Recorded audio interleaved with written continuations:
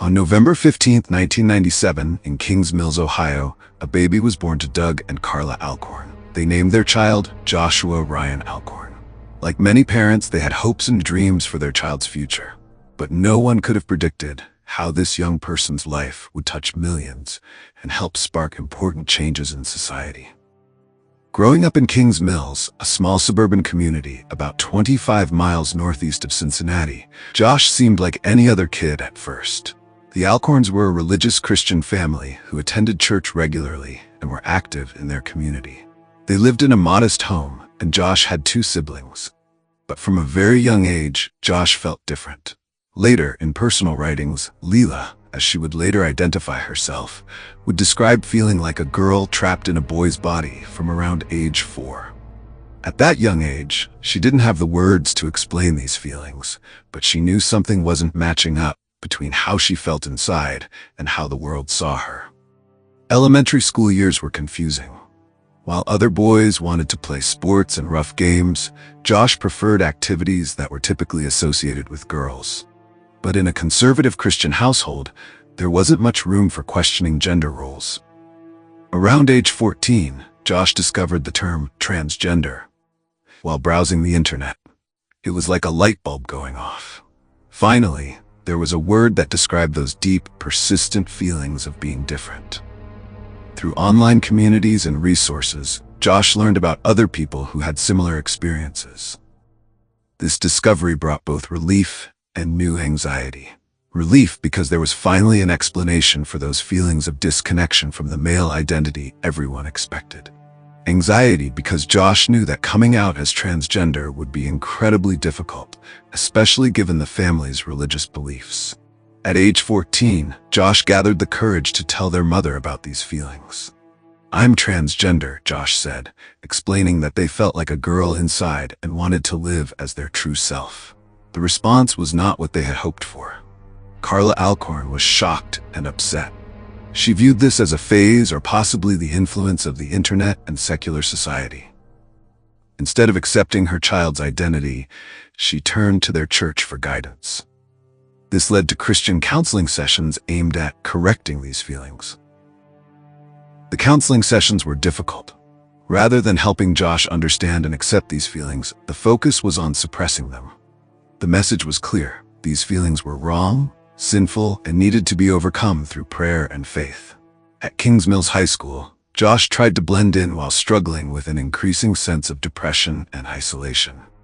On the surface, things looked normal. Josh maintained decent grades and didn't cause trouble. But inside, there was a growing storm. Some classmates noticed that Josh seemed different from other boys, leading to occasional bullying and social isolation. While there were some supportive friends, many kept their distance, picking up on the subtle signs that Josh didn't fit typical gender expectations. The internet became both a refuge and a source of pain. Online, Josh could be herself, using female pronouns and the name Leela in some spaces. But seeing others living authentically while feeling trapped in the wrong identity made the pain of her situation more acute. Despite her parents' disapproval and the therapy sessions, Leela, as she now thought of herself, became more certain of her identity. She began secretly expressing herself as female online, finding communities of other transgender teens who understood what she was going through. The name Leela was chosen with care. She later wrote that she wanted a unique name that felt true to who she was.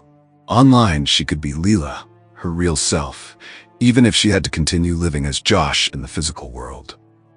As Leela entered her mid-teens, the disconnect between her inner identity and outer life grew more painful. Her parents' response to her coming out had been to restrict her internet access, believing that online influences were corrupting their child. They took away her phone and limited her social media access, cutting her off from the supportive communities she had found. In 2013, at age 16, Leela was sent to conversion therapy. This controversial practice attempts to change a person's gender identity or sexual orientation through counseling and religious intervention. The therapist told her that she was selfish and wrong, that she was hurting her family by insisting on being transgender. The sessions were traumatic. Instead of helping, they deepened Leela's depression and sense of isolation.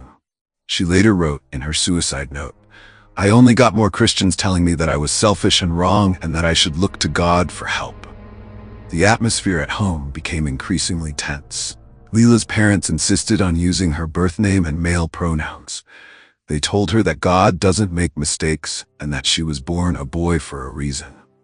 Clothes, makeup, and anything associated with feminine expression were strictly forbidden. Leela wrote in her diary about feeling like a prisoner in her own home. She wasn't allowed to have friends over unless they were approved by her parents, and she wasn't permitted to go out much except for school and church activities. At Kings Mills High School, Leela tried to maintain a facade of normalcy while dealing with intense internal struggles. Some teachers noticed she seemed withdrawn, but the strict atmosphere at home made it difficult for her to confide in anyone about what she was going through. A few close friends knew parts of her story, but the fear of rejection and the restrictions placed on her social life made it hard to maintain deep friendships. She felt increasingly isolated, watching other teenagers enjoy normal social lives, while she felt trapped in a life that didn't feel like her own. Despite the negative response to her first attempt to come out, Leela tried again. This time, she was better informed and had more words to explain her feelings. She told her parents about the depression and anxiety she was experiencing, hoping they would understand the toll their rejection was taking. The response was similar to the first time. Her parents insisted it was just a phase and doubled down on religious counseling. They told her she was too young to know what she wanted and that these feelings would pass with time and prayer. Despite the restrictions, Leela found small ways to express her true identity. She grew her hair longer, though her parents frequently insisted she cut it. She practiced feminine mannerisms when alone in her room. In private moments, she would write about her dreams of transitioning and living authentically. Online, during the brief periods she could access the internet, she connected with other transgender teens and allies. These connections were lifelines, reminding her that she wasn't alone and that there were people who would accept her for who she was. The combination of conversion therapy, family rejection, and social isolation took a heavy toll on Leela's mental health. She struggled with depression, anxiety, and feelings of hopelessness. The few outlets she had for expressing her true self weren't enough to counteract the daily pain of living as someone she wasn't. Despite the challenges, Leela had dreams. She wanted to be an artist and had talent for drawing. She imagined a future where she could live as herself, perhaps in a more accepting city, surrounded by people who would love her for who she was. She researched transgender healthcare and transition options, though she knew her parents wouldn't support or allow medical transition while she was under their care. She planned to leave home after turning 18, hoping to start her life over somewhere she could be herself. As 2014 began, Leela's struggles intensified. She was now 17, in her senior year of high school, and facing increasing pressure to conform to her parents' expectations. The promise of freedom at 18 seemed both tantalizingly close and impossibly far away. Though struggling emotionally, Leela maintained good grades. Her parents had made it clear that college was expected, but their vision of her future didn't align with her own. They talked about Christian colleges and careers that fit their idea of who their child should be, while Leela dreamed of art school and a life where she could be herself. In the summer of 2014, Leela got a job at Kings Island Amusement Park. This job represented a small taste of freedom and independence. She earned her own money and had some interaction with the world outside her restricted home life. However, the job also highlighted the painful contrast between her reality and her desires. She had to present as male at work, using her birth name and wearing male uniform items. Still, the paycheck represented hope. Maybe she could save enough to start her independent life after graduation. Despite the restrictions on her social life, Leela had managed to maintain some friendships. A few close friends knew her true identity and tried to offer support, though their ability to help was limited by her parents' strict rules. Online, during whatever moments she could get internet access, she shared her struggles on Tumblr and other platforms. Her posts revealed both her pain and her desire to help others in similar situations. She wrote about the importance of acceptance and understanding for transgender youth. While Leela had been raised in a deeply religious household, her experiences with conversion therapy and religious rejection led her to question and ultimately break with her family's faith. This created another layer of separation between her and her parents, who saw her rejection of their religious beliefs as another sign she was going down the wrong path. As her body continued to develop in ways that didn't match her identity, Leela's gender dysphoria, the distress caused by the mismatch between gender identity and physical characteristics, became more intense. Without access to hormone therapy or other gender-affirming care, she felt increasingly trapped in a body that felt wrong to her. December 2014 brought additional stress.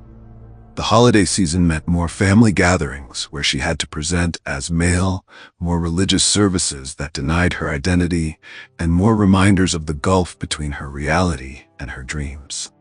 In the days leading up to her death, Leela scheduled several posts on Tumblr. The most important was her suicide note, which she set to publish after her death. She wanted her story to be told, hoping it might help prevent other transgender teens from experiencing the same pain she had endured. On December 28, 2014, around 2:20 a.m., Leela walked from her house to Interstate 71 near Kings Mills. She had left a brief note in her room saying, "I've gone for a walk. I'll be back. Please don't look for me." Her parents would later say they thought she was just clearing her head after a disagreement. In the early morning darkness of December 28th, Leela stepped in front of a tractor trailer on I-71. The driver couldn't stop in time. She died instantly. The driver, who was deeply traumatized by the incident, would later say he initially thought he had hit a deer until he stopped and realized the tragic truth. News of the tragedy spread quickly through Kings Mills and the surrounding communities. Initially, local media reported it as a pedestrian death, using Leela's birth name and male pronouns. But within hours, everything would change. At 5:30 p.m. on December 28th, Leela's scheduled Tumblr post went live. Titled Suicide Note, it began with the words, "If you are reading this, it means that I have committed suicide and obviously failed to delete this post from my queue." The note was raw, honest, and heartbreaking. In it, Leela explained her struggles, her pain, and her hopes that her death might mean something. She wrote about her experiences with rejection, conversion therapy, and the isolation she felt. She ended with a plea for parents to accept their transgender children. "The only way I will rest in peace is if one day transgender people aren't treated the way I was," she wrote. "They're treated like humans, with valid feelings and human rights. Gender needs to be taught about in schools, the earlier the better. My death needs to mean something." Within days, Leela's story had gone viral. Major news outlets picked up the story. LGBTQ+ activists, celebrities, and ordinary people around the world shared her story and her final message. The hashtag Leela Alcorn trended on social media platforms. Her death sparked intense discussions about transgender rights, conversion therapy, parental acceptance, and mental health support for LGBTQ+ youth. People who had never thought about these issues before were suddenly confronting them through the lens of this tragic story. Leela's parents initially continued to use her birth name and male pronouns in public statements. Her mother told reporters, "We loved him unconditionally. We loved him no matter what. I loved my son. People need to know that I loved him. He was a good kid, a good boy." This response only fueled more discussion about the impact of family rejection on transgender youth. Many pointed out that continuing to deny Leela's identity even after her death exemplified the very issues she had written about in her final note. The local community in Kings Mills was deeply affected. Students at Kings Mills High School organized memorials. Some teachers and students who had known Leela but hadn't understood her struggles now faced difficult questions about what they might have missed or how they might have helped. The Kings Island amusement park, where Leela had worked, established new training protocols for supporting LGBTQ+ employees. Local LGBTQ+ support groups reported increased calls from both young people seeking help and parents wanting to better understand and support their children. Mental health professionals and LGBTQ+ organizations used Leela's story to highlight the dangers of conversion therapy and the importance of supporting transgender youth. Statistics showing the high rates of suicide attempts among transgender teens who face family rejection became part of the national conversation. The American Academy of Pediatrics and other medical organizations released statements reinforcing their opposition to conversion therapy and emphasizing the importance of supporting transgender youth with appropriate medical and mental health care. In the months following Leela's death, activists began pushing for Leela's Law, which would ban conversion therapy. While a federal ban wasn't achieved, her story helped fuel successful efforts to ban the practice in various states and cities. Cincinnati became one of the first cities to ban conversion therapy in December 2015, exactly 1 year after Leela's death. The ban carried a $200 per day fine for mental health professionals practicing conversion therapy on minors. As months and years passed, Leela's story continued to influence change across America and beyond. Her final wish that her death would mean something began to come true in ways she might never have imagined. By 2024, 20 states and numerous cities had banned conversion therapy for minors. These bans, many directly inspired by Leela's story, protect thousands of young people from experiencing the harmful practice she endured. Schools began implementing better policies for supporting transgender students. Many districts developed guidelines for names and pronouns, bathroom access, and protecting student privacy. Training programs for teachers and staff often included Leela's story as an example of why such policies matter. Medical organizations strengthened their support for gender-affirming care. Insurance companies began expanding coverage for transgender healthcare. Hospitals and clinics developed better protocols for treating transgender patients with respect and understanding. The American Psychological Association and similar organizations further emphasized the harm of conversion therapy and the importance of accepting and supporting transgender individuals, particularly youth. Leela's story influenced how media outlets cover transgender issues. Many publications developed guidelines about using correct names and pronouns. Stories about transgender people became more nuanced and respectful, moving beyond sensationalism to focus on real issues affecting the community. Online, Leela's Tumblr became a sort of digital memorial. Though her original blog was eventually taken down at her parents' request, copies of her final messages continue to circulate, touching new readers and inspiring continued activism. LGBTQ+ support organizations reported increased donations and volunteer participation following Leela's death. New organizations formed specifically to help transgender youth and their families. Support groups for parents of transgender children expanded, helping families avoid the mistakes that contributed to Leela's tragedy. The Trevor Project, a suicide prevention organization for LGBTQ+ youth, created new training materials incorporating lessons learned from Leela's story. They expanded their services to better reach transgender youth in crisis. Schools and universities began including Leela's story in discussions about bullying, mental health, and LGBTQ+ issues. Her story became part of training materials for counselors, teachers, and healthcare providers. Perhaps most importantly, Leela's story helped change hearts and minds. Parents of transgender children often cite her story as something that helped them understand the importance of acceptance. Young transgender people found courage in her final message to live authentically and fight for change. Despite the progress made since Leela's death, challenges remain.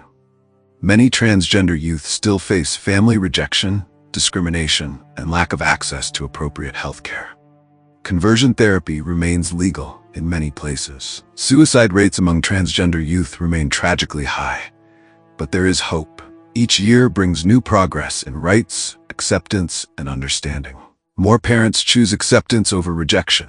More young people feel safe coming out. More communities provide support and resources. Leela Alcorn lived only 17 years, but her impact continues to grow. Her final wish that her death would mean something has been fulfilled in ways both large and small. Laws have changed. Lives have been saved. Hearts have opened. In her suicide note, Leela wrote, "Fix society, please." While society isn't yet fixed, her story has helped push it in a better direction. Each person who reads her story and chooses acceptance over rejection, understanding over fear, or love over prejudice helps fulfill her final wish. Every December 28th, people around the world remember Leela. They light candles, share her story, and recommit themselves to creating a world where no young person feels so alone and hopeless that suicide seems like the only option. Leela's final message to parents remains powerful. The only way I will rest in peace is if one day transgender people aren't treated the way I was. My death needs to mean something. My death needs to be counted in the number of transgender people who commit suicide this year. I want someone to look at that number and say that's fucked up and fix it. Fix society, please. These words continue to inspire change, push for progress, and remind us all of the vital importance of acceptance, understanding, and love. While Leela Alcorn's life was tragically short, her legacy lives on in every life saved by the changes her story inspired, in every law passed to protect transgender youth, and in every parent who chooses to accept and support their transgender child. In the end, Leela's story is not just about tragedy, it's about transformation. It's about how one young person's pain and courage helped spark changes that continue to save lives and create hope for a better future. While we can't change her story's beginning or middle, we can honor her memory by continuing to work toward the better world she dreamed of, where every transgender person is treated with dignity, respect, and love. This is Leela Alcorn's legacy. Not just a story of loss, but a catalyst for change that continues to transform lives and society for the better.